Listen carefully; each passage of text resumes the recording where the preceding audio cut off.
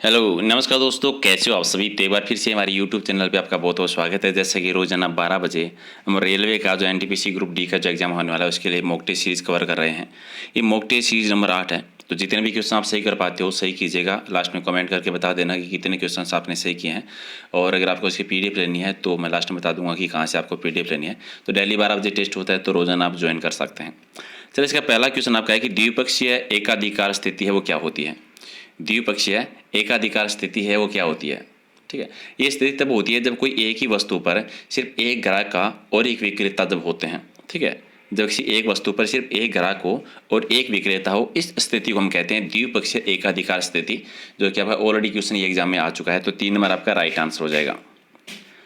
Question number 2 आपका है कि लोरेंज वक्र है वो क्या दर्शाता है। ठीक है, ये अर्थव्यवस्था का क्वेश्चन है, इकोनॉमिक्स का क्वेश्चन है। लोरेंज वक्र है क्या दर्शाता है। लोरेंज वक्र जो है ये आय का वेतन दर्शाता है। ठीक है, आय का अलग अलग क्षेत्रों में जो वेतन होता है वो किस प्रकार से हुआ है, ये हम लोरेंज वक्र के द्वारा दर्शाते हैं। तो राइट आंसर आपका हो जाएगा 3 नंबर। क्वेश्चन नंबर 3 आपका है कि निवारक निरोध अधिनियम है, इसके द्वारा क्या रोका जा सकता है। निवारक निरोध अधिनियम है वो किसके लिए, सिंपल भाषा में कहें तो किसको रोकने के लिए इसको बनाया गया था। ठीक है, आज़ादी का हक, ये इसके लिए आज़ादी के हक को रोकने के लिए निवारक निरोध अधिनियम, यानी 1 नंबर आपका राइट आंसर हो जाएगा। क्वेश्चन नंबर 4 आपका है कि ऑर्निथोफिली है वो किसके द्वारा होता है। ऑर्निथोफिली है वो किसके द्वारा होता है, ये हमेशा किसी भी पक्षी के द्वारा होता है।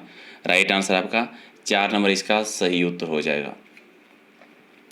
चलिए, क्वेश्चन नंबर 5 कि गौतम बुद्ध जो है उनका संबंध कौन से गणराज्य से था। गौतम बुद्ध है वो कौन से गणराज्य से संबंधित थे, और ये शाक्य गणराज्य जो था उससे रिलेटेड थे। तो राइट आंसर आपका 2 नंबर इसका सही उत्तर हो जाएगा। ठीक है, चलिए क्वेश्चन नंबर 6 देखिए, क्या आपको बताना है कि जो 4 ऑप्शंस हैं उनमें से कौन सा है वो आग्नेय शिल नहीं है। आग्नेय शिल जो है कौन सी नहीं है, डोलोमाइट, ग्रेनाइट, बेसाल्ट, ग्रेबो। इसमें डोलोमाइट जो है ये आग्नेय शिल नहीं है। बाकी ये भी याद रखना है कि तीनों जो है ये आग्नेय शिल से रिलेटेड हैं। तो 1 नंबर आपका राइट आंसर हो जाएगा। क्वेश्चन नंबर 7 आपका है कि निम्नलिखित में से कौन से विटामिन कैल्शियम के अवशोषण में सहायक होते हैं। कैल्शियम का अवशोषण करने में सहायता कौन कौन से विटामिन करते हैं, ए, डी, सी या बी। तो विटामिन डी करता है कैल्शियम के अवशोषण में सहायता। ठीक है, जो हड्डियों के मजबूत के लिए जो हमें सूर्य से मिलता है। राइट आंसर आपका 2 नंबर। क्वेश्चन नंबर 8 आपका है कि सूर्य की सबसे जो बाहरी परत होती है उसको क्या कहते हैं। सूर्य की सबसे बाहर वाली परत को किस नाम से जाना जाता है, उसको हम कहते हैं वर्णमंडल। यानी राइट आंसर आपका 2 नंबर हो जाएगा सही उत्तर, वर्णमंडल कहा जाता है। क्वेश्चन नंबर 9 आपका है कि निरंतर सक्रिय सिस्टम प्रोग्राम प्रोसेस है वो क्या कहते हैं। हमेशा सक्रिय सिस्टम प्रोग्राम प्रोसेस जो होती है इसको हम कहते हैं डीमन। क्या कहते हैं, डीमन कहा जाता है। राइट आंसर आपका 1 नंबर। और क्वेश्चन नंबर 10 कि निम्नलिखित में से किस विटामिन में नाइट्रोजन होता है। कौन से विटामिन में नाइट्रोजन पाया जाता है, ए में, बी में, सी या विटामिन डी में। तो विटामिन बी में नाइट्रोजन होता है। राइट आंसर आपका क्या हो जाएगा, 2 नंबर इसका सही उत्तर है। चलिए क्वेश्चन नंबर 11 कि मृदा से संबंधित विज्ञान क्या कहलाती है। मृदा यानी मिट्टी, मिट्टी से संबंधित या मिट्टी के अध्ययन की जो शाखा होती है उस विज्ञान की शाखा को क्या कहते हैं, पेडालॉजी कहा जाता है। ठीक है, मिट्टी के अध्ययन की जो शाखा होती है इसको क्या कहते हैं, पेडोलॉजी कहते हैं। तो राइट आंसर आपका 1 नंबर। क्वेश्चन नंबर 12 आपका है कि पीवी सिंधु जो है वो किस खेल से संबंधित है। पीवी सिंधु किस खेल से संबंधित, और एक बैडमिंटन के खिलाड़ी हैं। राइट आंसर आपका 4 नंबर इसका सही उत्तर हो जाएगा। क्वेश्चन नंबर 13 आपका कि जल विद्युत केंद्र में टरबाइन किससे चलती है। जल विद्युत केंद्र में टरबाइन का जो यूज है किससे चलाई जाती है, ये पानी के बहने से ये इसका संचालन होता है, चालन होता है। तो पानी के बहने से चलती है ये। राइट आंसर आपका 1 नंबर। क्वेश्चन नंबर 14 कि निम्नलिखित में से कौन सा गैस हास्य गैस कहलाता है। यानी हंसने वाली गैस जो होती है वो कौन सी होती है।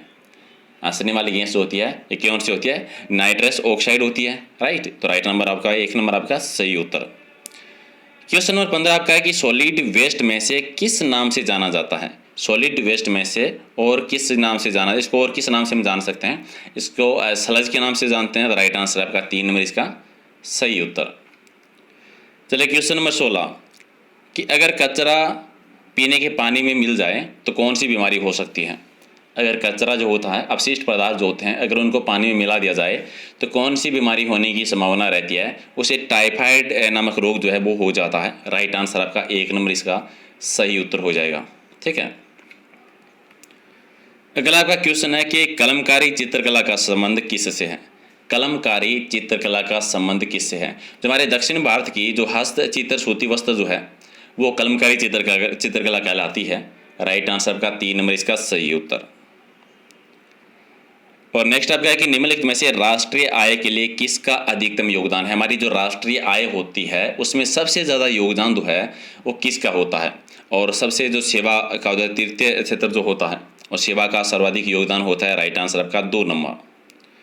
और क्वेश्चन नंबर 19 आपका है कि चचनामा में कौन सी विजय के इतिहास का रिकॉर्ड है? चचनामा जो है उसमें कौन सी विजय के इतिहास का रिकॉर्ड है? तो अरब का। राइट आंसर आपका 1 नंबर। और क्वेश्चन नंबर 20 कि हिंद महासागर की सबसे गहरी खाई कौन सी है? हिंद महासागर की सबसे गहरी खाई, और सबसे गहरी खाई का नाम है जावा खाई। तो क्वेश्चन ये भी हो सकता है कि जावा खाई कौन से महासागर में है? तो हिंद महासागर में है। ओके गाइस, तो ये थे 20 MCQs।